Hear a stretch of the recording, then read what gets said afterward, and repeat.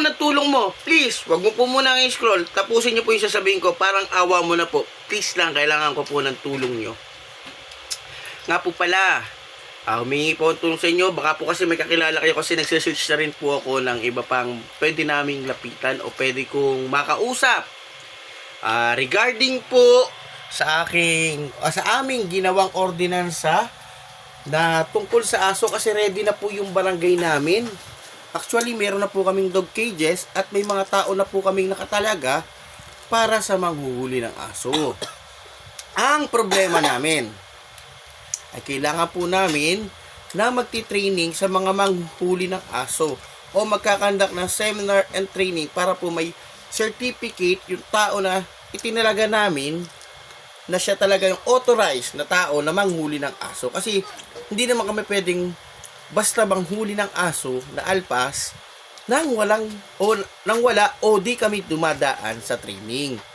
Kaya po, baka po may kilala ka o may mairirekomenda kayo, pakilagay lang po sa comment section.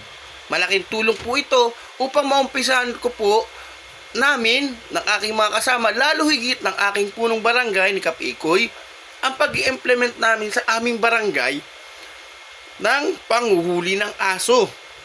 O, dahil alam naman po natin na ito'y pinagmumula ng aksidente, kaya dahil biglang natayo yung aso sa ating mga motorista.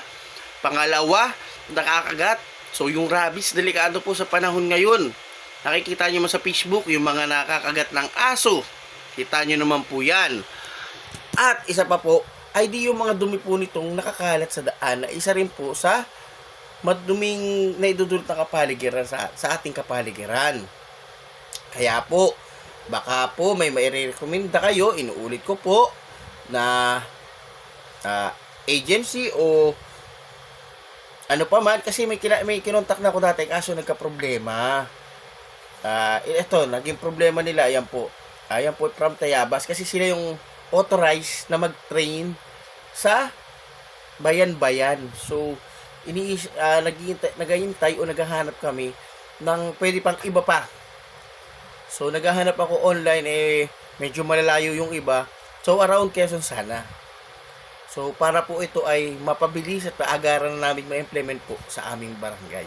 Para din po ito si kagaganda ng ating, nag-uumpisa na po tayo sa barangay, patungo sa bayan, hanggang sa ating distrito, dalawigan, at probinsya. Kaya po, baka po may kilala kayo o may alam kayo na pwede naming sulatan ng invitation para magkandak po ng training sa aming barangay. So, maraming salamat po mga idol. So, God bless po. At salamat sa pagtapos ng aking video. At sana na may sumagot. Peace lang. Salamat po.